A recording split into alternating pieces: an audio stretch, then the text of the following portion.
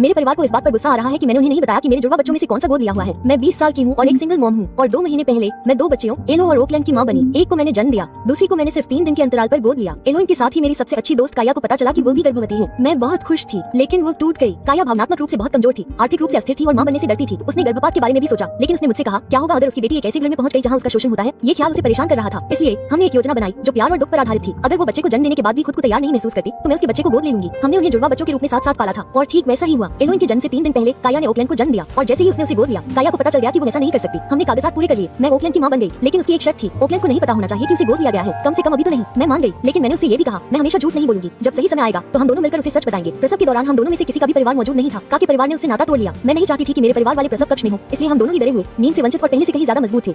उद्धरण चिन्ह। एक हफ्ते बाद मैंने अपने परिवार को बच्चों से मिलने के लिए बुलाया। मेरी दादी अंदर आई, लड़कियों को देखा और पूछा तुम्हारी कौन सी है। मैंने मुस्कुराते हुए कहा दोनों हैं। उसने आंखें घुमाई। समझ रही हो? मैंने दोहराया वे दोनों मेरी बेटियां हैं। लेकिन फिर मेरे माता